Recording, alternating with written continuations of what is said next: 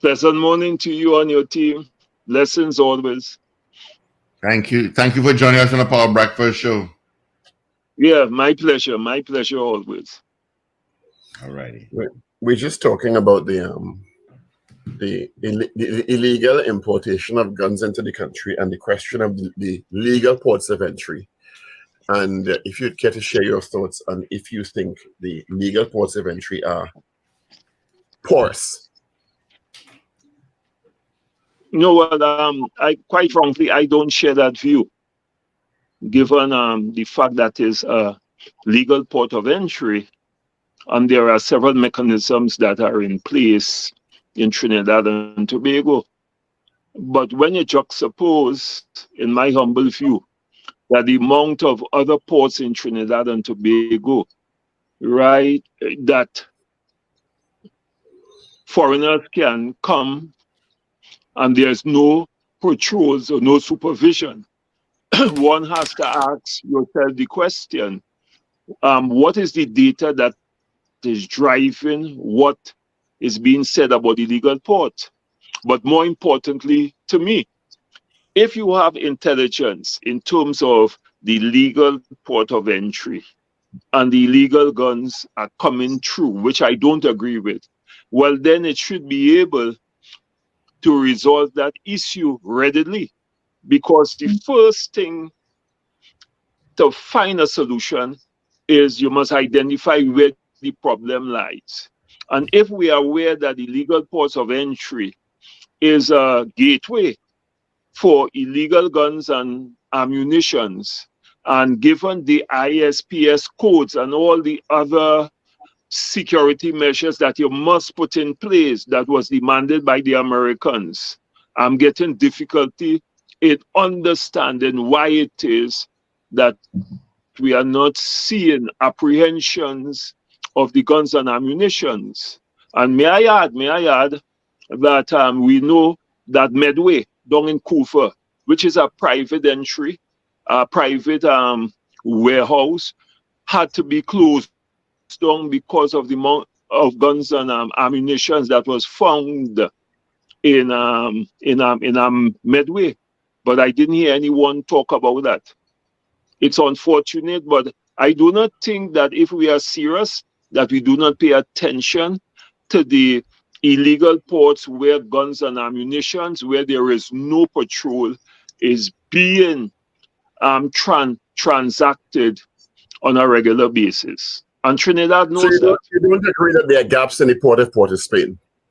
No, I am not saying that I don't agree, because nothing in this world could be 100% perfect. And you're going to get people who are going to use any mechanisms and procedures in order to bring in illegal guns, ammunition, foodstuffs, etc. But what I am saying, given the security measures that you have on the port and all the different measures, it is almost impossible for those things to go undetected. Mr. Annisette, I toured the port of Port of Spain with the JSC National Security a couple of months ago.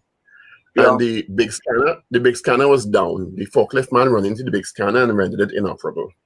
The CCTV cameras, if they had 70, only 10 were working. And those major gaps. No, well, you see, again, those are administrative issues, because those scanners was put in place. I know the one in Point Lisa's that was given to us by the American. They work for a specific time and they are done. You cannot get replacement parts, etc. But what I am saying, that there is a daily patrol of security, and it has been beefed up to address the issue of what we are talking about. So on a port, the scanner is down, the CCTV cameras are inoperable, and in the present environment where technology is highly engaged to help monitor, you think beefing up of patrols is the way to go? Is going to close the gap? In the absence of the technologies that you are talking about, where you are saying that it's not running and up and running. The question I will ask is how long it is not running, and why it is not running, and why something hasn't been done to make it operational, given the fact of all the things that you are saying. Those are the kind of narratives that I will like to have. If the port is so critical, and I put in cameras, and the cameras are not operational, what is the reason that we didn't see about it to ensure that the cameras are up and running? How long the cameras are not running, and what is the reason that is not Right. up Well, and running? that's one side of the discussion, but the other side is you started by saying you don't agree that the legal ports are the main conduit for illegal guns and drugs in the country. But with these major gaps in and shortcomings in administrative execution of duties and making sure that the technology and the infrastructure is in place to monitor the contraband or seize the contraband coming into the country, I don't know how you could stay with your first position.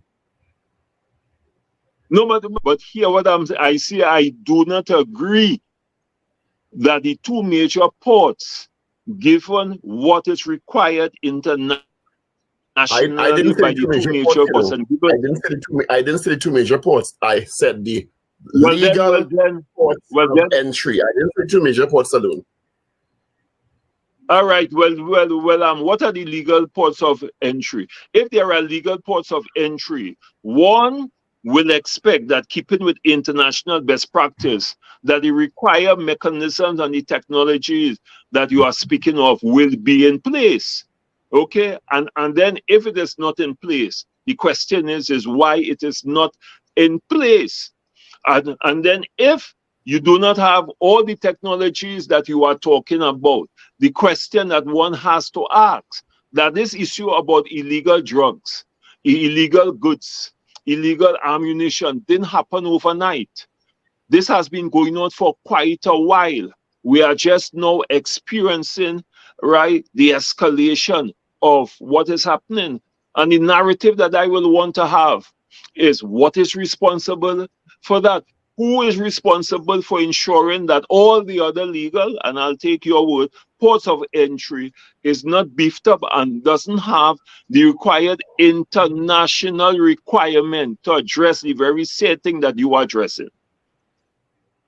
Let's move the conversation to all right. Okay. And that would be the state. The answer simply would be the state. State of Trinidad and Tobago doesn't seem to have the will to do it. Anyway, budget was read, and of course the budget contributions continue.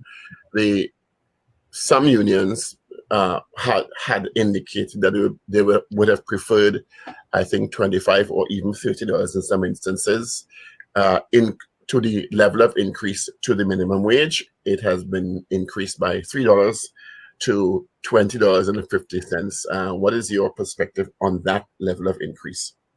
Oh, well, the labor movement will have made our position clear, and we would have demonstrated in a tangible way that the minimum wage in law is the minimum wage that you could pay for a worker.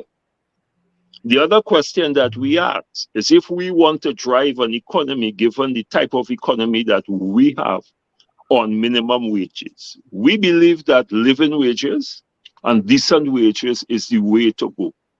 And we say that against the backdrop that if I'm working in Trinidad and Tobago, and given the increase that we have witnessed over the last 4 years of goods and services, the reduction of workers' purchasing powers, the question of giving me $3 on a minimum wage, let me make that clear, in our humble analysis, does not address the question of the inequality and the poverty levels that we are experiencing in Trinidad and Tobago, because the $3 didn't make provisions for the inflation and the ability of the worker to buy goods and services, which is critical in any economy. And on that basis, we are saying that we disagree with it. We have to look at a new, what we will want to call, wage-led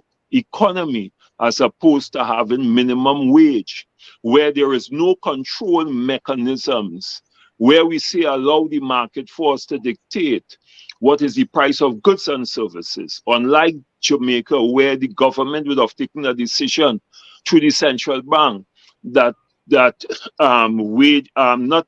wages, goods and services must not increase no more than 7%. We do not have that in Trinidad and Tobago. And anyone who denies, and let me work it out. 2050, take out your calculator by 173.3. You get $3,055.65. A house for rental in Trinidad and Tobago, I'm talking in a mile area, is $2,500. If you take away that from my monthly minimum wage salary, I am left with $1,055.65. The question that we are asking within the labor movement, do we expect a family of 3 or 4 to really survive on that salary? And I'm therefore, that is the conversation that we are having. The issue to us, with the greatest respect to everybody, is not that the minimum wage goes up. The issue to us is whether or not the wages will afford the family or the single parent, the single mother to survive given the galloping increases that we have been witnessing over the last 4 years. Yeah, I mean, that was I mean, it really, when you calculate it, even at $30, it's still, which is what the trade union movement was articulating for, it was still pretty low in terms of the kind of salary that somebody monthly would have received against the kind of expenditure that you have in Trinidad and Tobago with regard to the rentals, etc. But the state did at least increase $3. Is it that the trade union movement is going to be lobbying and advocating for an increase beyond that $3? Or yeah, we will be using the very said economic arguments and socio-economic arguments that I am articulating now to demonstrate to the government, the business community, and the people of Trinidad and Tobago.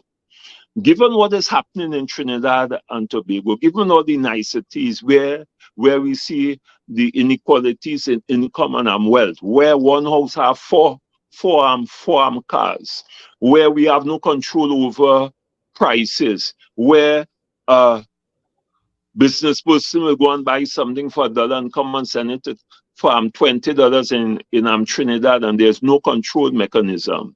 Is it fair?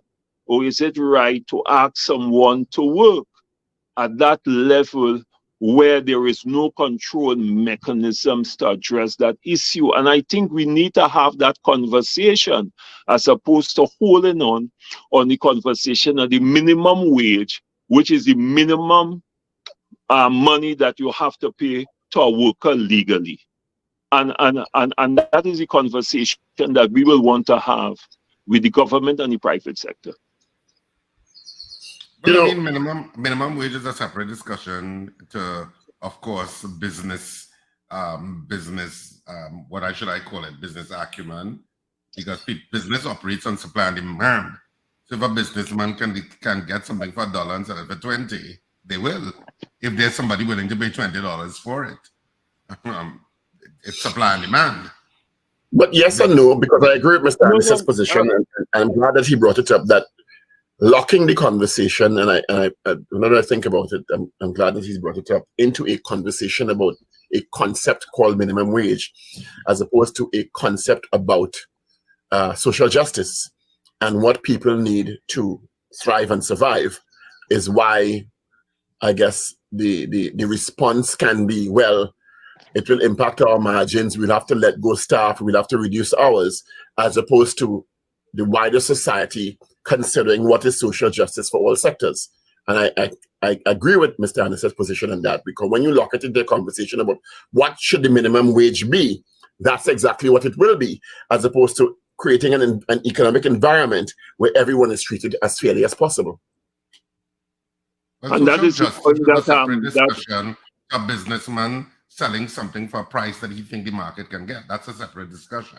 I agree with that. But what I'm saying is when the conversation is locked into a term called minimum wage, it puts the persons at the lower end of the demographic at an automatic disadvantage, because they're the ones who will be treated in a particular way to ensure the businessman's margins are at a particular level. And I'm not saying the businessman is supposed to demand his margins, but I'm saying the society as a whole should also be thinking in a wider conceptual way about what is fair to all sectors in society.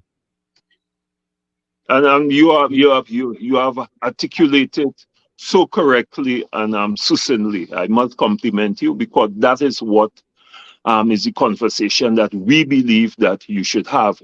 And if I may, if you allow me, this issue about the minimum wage and this thought that if you go higher, that the economy is going to suffer, the business person will be forced to send workers home, and all those things that I would have heard from the Minister of Labour. That is unfortunate. And you may ask why Michael Annisette, who represents NATUC and the Labour movement, is saying that. Are we aware that the federal minimum wage in the United States is $7.25? Okay? Having said that, if we take your argument, it means that any business that goes above that, you're going to have economic issues and fallout that the minister would have spoken about. But are we aware that more than 22 states within the United States of America would have increased the minimum wage, and it has gone to $15 because they recognize that the minimum wage, the same conversation that we are having, cannot cut it. And it has a direct, unfortunate impact on growth and development. Why? If you do not have the wherewithal to purchase goods and services, we're going to witness what is happening in Trinidad and Tobago. Go in several of the malls now, you're going to see places shutting down, restaurants, etc. Okay? And that has come about because COVID-19 would have exacerbated the poverty level in Trinidad and Tobago and globally, I must say, and it has made it impossible for stores to stay afloat given our economic reality.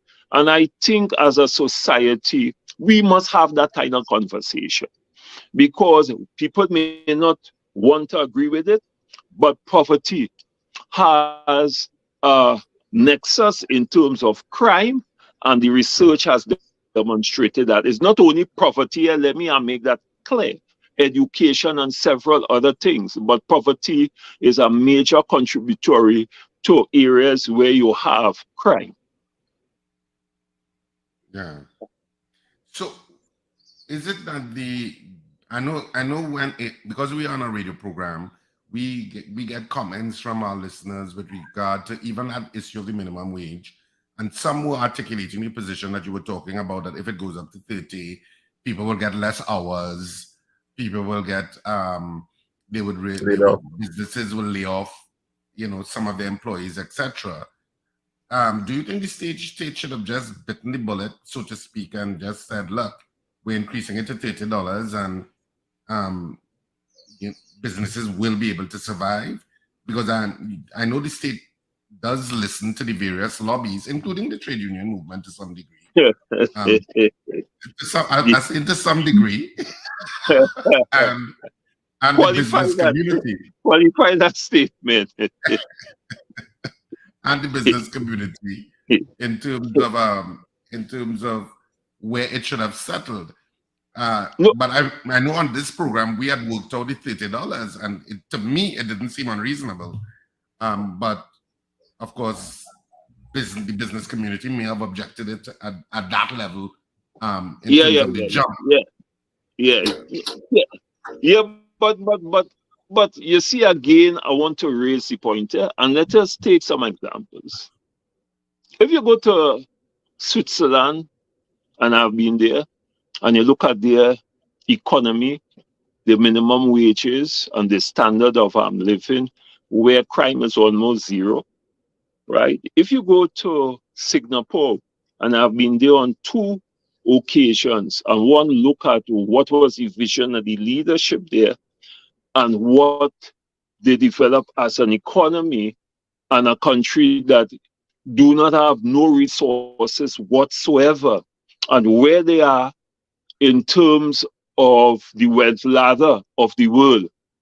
You see, the issue to me is about leadership, is about vision, is about what society that you want to build, right? And therefore, a major point in both Switzerland and Singapore was the question of the education of the youths and the children to develop the kinds of skill set that is required for the new world of IT, AI, and all the other things that is now part of our landscape.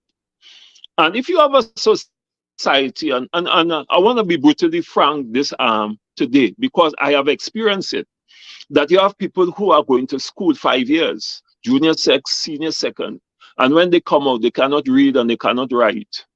What future are we building for Trinidad and Tobago if we have to be competitive, if we have to be productive, and if we have to be part of the new world of work? All those things are fundamental. So it's not only wages. I want to make that point. It's our educational system. It's the question of how we generate the productivity level to make us productive. So it's a suite of things that we have to discuss collectively and by social dialogue for us to change the narrative that is being perpetrated in Trinidad and Tobago. Trinidad and Tobago have a lot of resources. And why can't we, as a country, really develop Trinidad? At one time, under the deceased, they wanted to make here the financial capital of the Caribbean. At one time, Siemens Union and the National Trade Union Center was arguing for more than 15 years that we can make here a transshipment hub, 1 for containers and 2 for ship repair. We could look at the maritime industry, given where we are located, and develop that in terms of diversification as a new mechanism for bringing in foreign exchange, 1, and building sustainable jobs and good wages. All right, and those are some of the I hear you on the education system, but I don't know that there is that kind of will coming from the political class. And I'm not talking specifically about the PNM. I'm talking about the political class generically. I don't know if there is that will to really be transformational in terms of our educational system in the kind of way that some of those countries constantly transform and tweak their education system. I've had conversations with Tim Gopi Singh when he was the Minister of Education, where at that point, when Tim Gopi Singh was the Minister of Education, the English Education Minister was touring Asia as to why they were doing so well in mathematics. Right. Yeah. And why they were, what were they doing that was surpassing the English in terms of tweaking their system. The issue of coding back then was being introduced in terms of the whole IT infrastructure at primary school. We have not even done that at the primary school level yet in any consistent way. And I've had that conversation with the Minister of Education, then Tim Gopi Singh, and Anthony Garcia, I think, who came after. I have not had it with Gadsby Dolly, but the system remains the same in a lot of ways, and there seems to be no will or urgency in how the Ministry of Education transforms our curriculum to suit the changing and evolving dynamics of the present 2023 century. It just doesn't seem to exist. And so we continue to do the same things. Yeah. Well, if you do the same thing over and over, as they say, and expect different results, well, then you know what they say about that. And I think you are hitting the nail on the head. And you see why people may say we in the labor movement, we only like wage increase. No. No, it is more about that. And you making up, I mean, I went to Singapore on 2 occasions. I went to India. I was in Germany. I was in Switzerland about 5 occasions. And just like you, all right, as you are saying, I would have paid particular attention, all right, to what was happening. And I'm raising the same question. Why can't we do that transformational change in terms of our educational system that will put us at another level? Because those countries that I make reference to, and you know it is happening in Botswana now, in Africa too, all right? Yes. Those countries. And I mean, people might say we talking politics, but it's about leadership. It's about a vision. It's about what we really want for Trinidad and Tobago. Is it that a few people must have benefit and the rest of us, right, we must go under the table, right, to get crumbs rather than sitting at the table?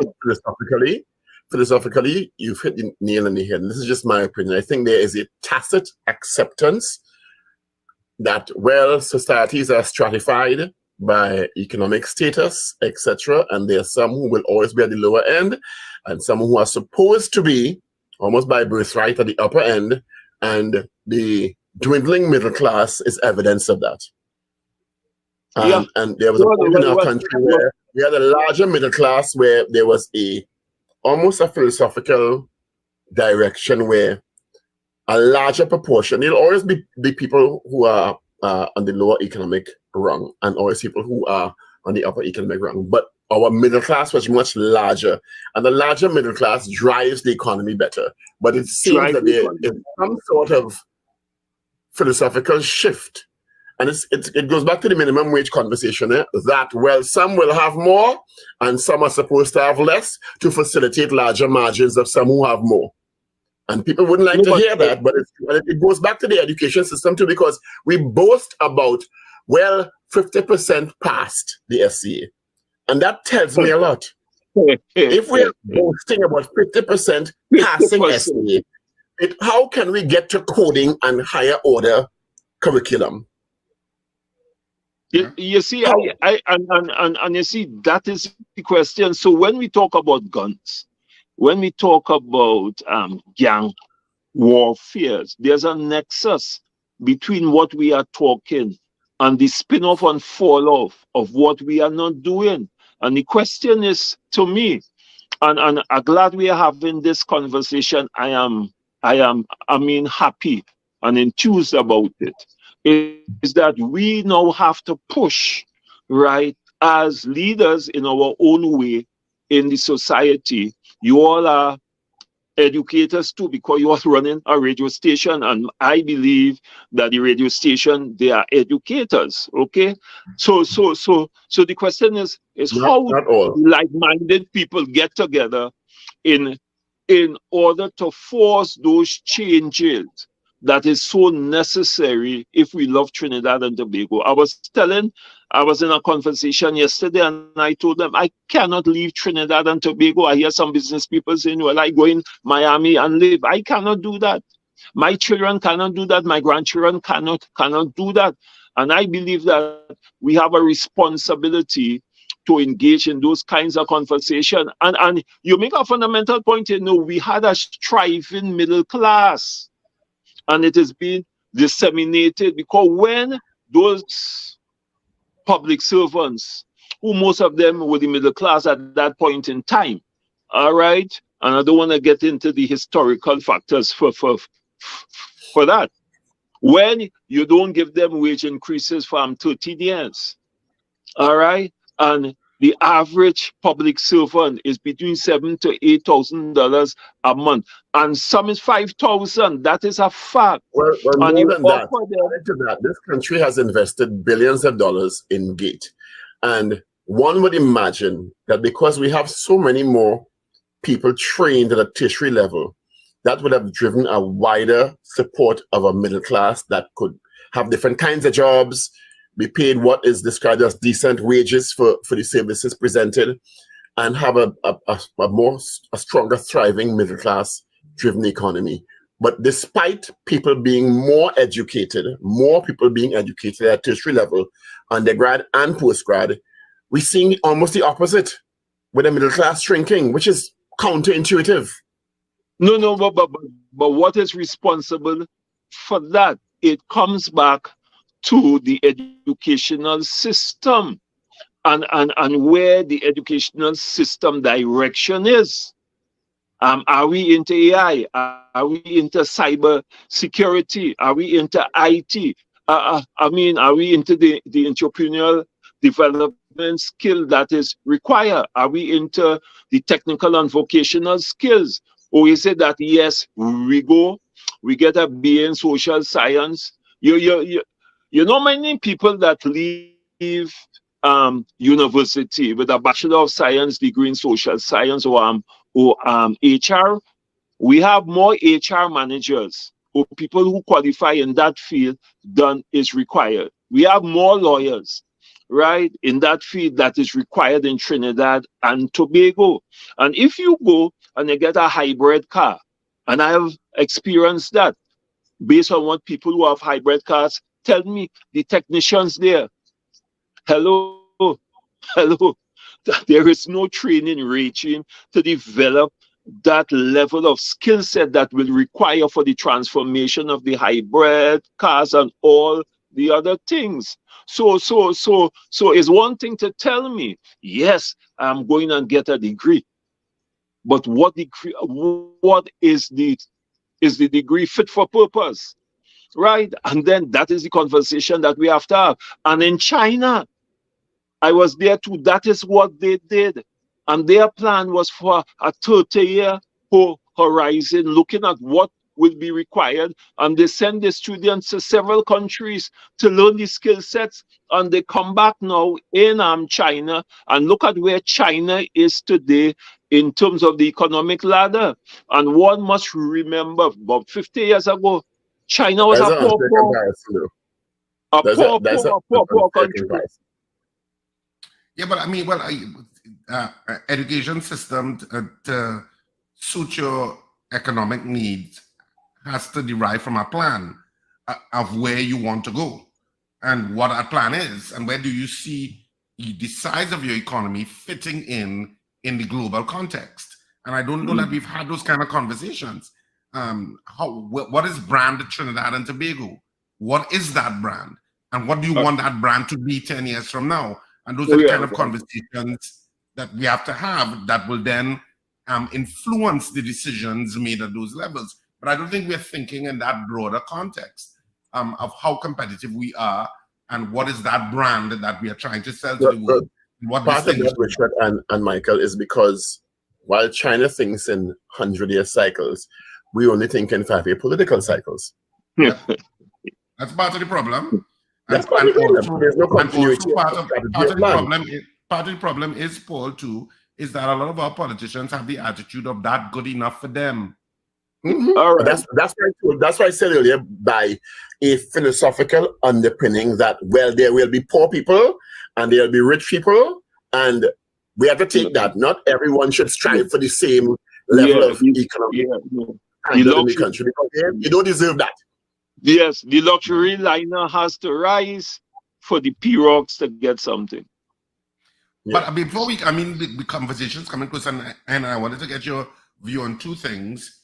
Yeah. One, of course, is the 11th actuarial cycle of NIB, which is suggesting an increase from the 13% roughly to 1% for NIB contributions, and or the raising of the minimum wage to non-minimum wage, the retirement age to 65, or both, doing one or both. And that's one. What's your view on that? And does the trade union movement, the Minister of Public Utilities would have indicated that the regulated industries team would have articulated that the electricity rate decision would be given in a week. Of course, there was a lot of talk across the country that electricity, it seemed as if they came not for consultation, but ready to indicate what they're going to do. And ready for a consultation. That was generally the narrative that you heard when the regulatory industries division was going around. People felt that. They felt that you will come in with a preconceived decision, and why are you consulting us? But of course, people did weigh in, businesses and people. What is the trade unions movement, at least as you see it, with regard to that retirement age moving up to 65, one, and two, if electricity rates are increased, it's going to increase further hardship on the country in terms of bills, which of course is where we started the conversation with regard to minimum wage. Does the trade union movement have a position on these things? All right, let me just respond to are we talking about NIB per se, or are we talking about pension plans where I make a contribution in my workplace? For example, in the port, we have a pension plan. Is Trinidad and Tobago aware of the fact that the retirement age for daily rated workers are 65 years? That's a fact.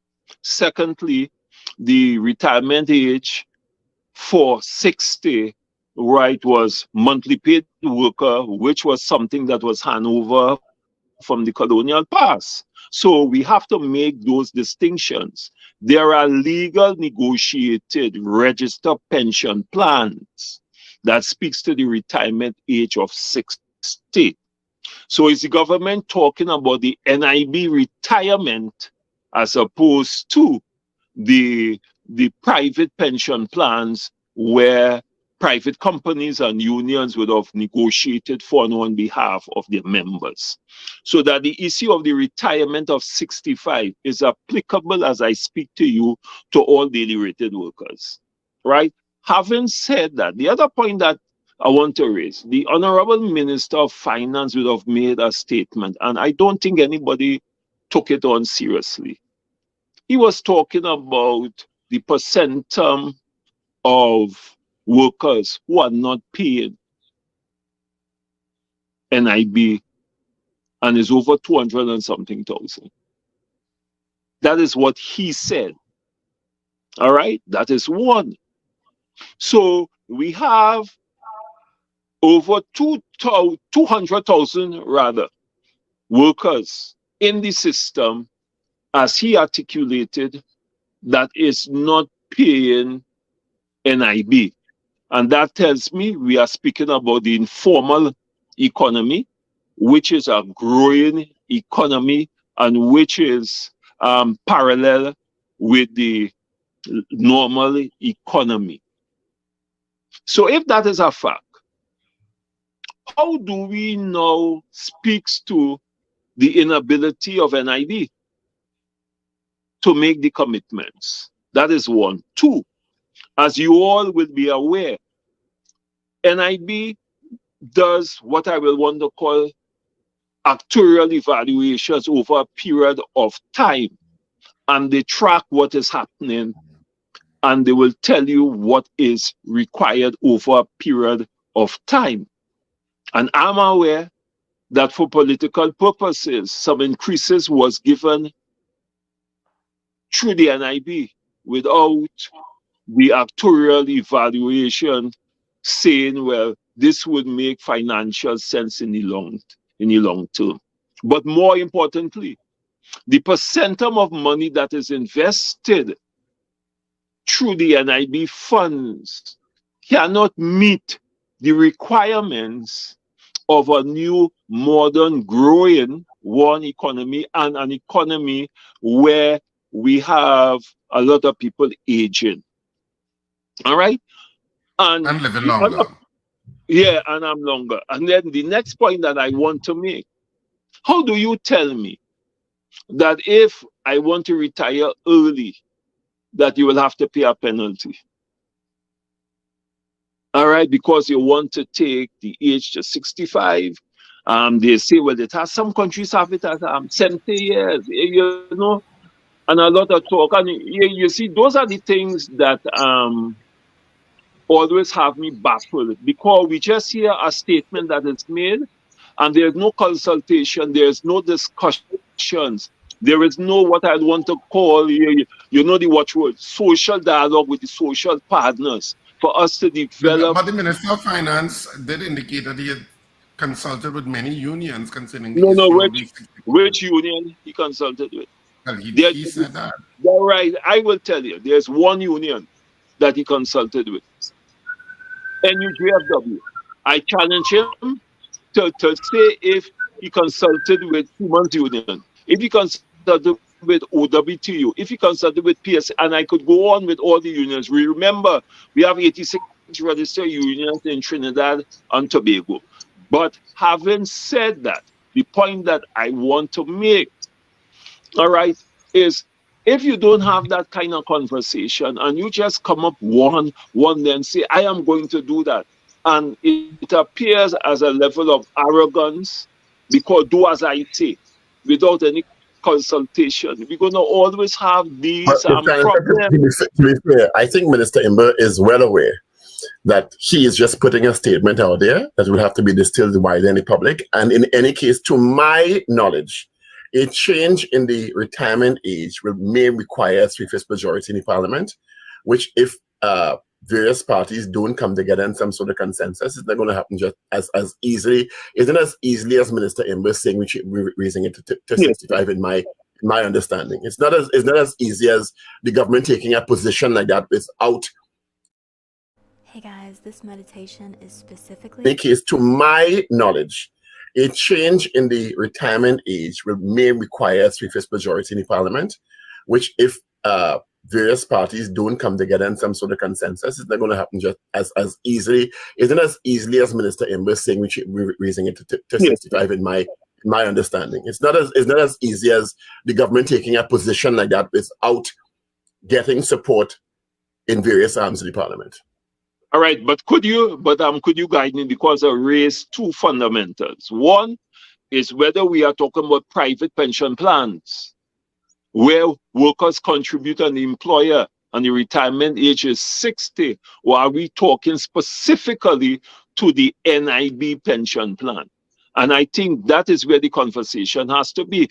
And more importantly, the impression I get, Mr. Annisette, is that the issue is one of contributions, so that they want more of the working population to continue to work until age 65, so they continue to make contributions to the NIB. No, but we have the mass majority of workers who are daily rated workers are working until 65 already. But you still have a huge chunk that retired 60. Yeah, but all right, but what is the percentum of the huge chunk in terms of a ratio basis to the over 200,000 workers who are not making a contribution? Am I going to pay a price for an administrative fault? Why it is that we cannot get those people within the social net, all right, to make those payments? Those are the conversations that we have to ask. And I understand some of the things that they are saying, because you can go to a private doctor, all right, and you pay him. He ain't paying no NIS, you know. He ain't paying nothing, not even tax. Yeah.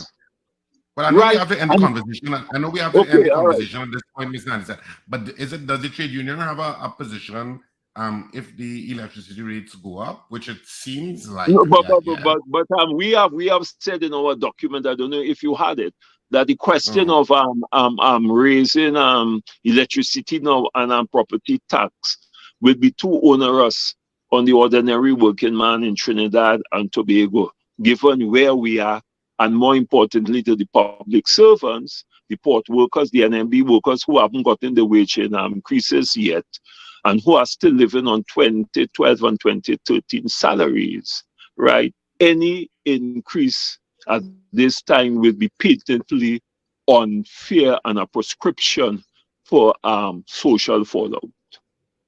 All right, well, that's what we're going to have to leave the conversation this morning because time has creeped up upon us. It's after 8, and we have news at 8 o'clock, which we're already late for. So thank you, Mr. Annisette, for speaking with us this morning. The pleasure is always mine.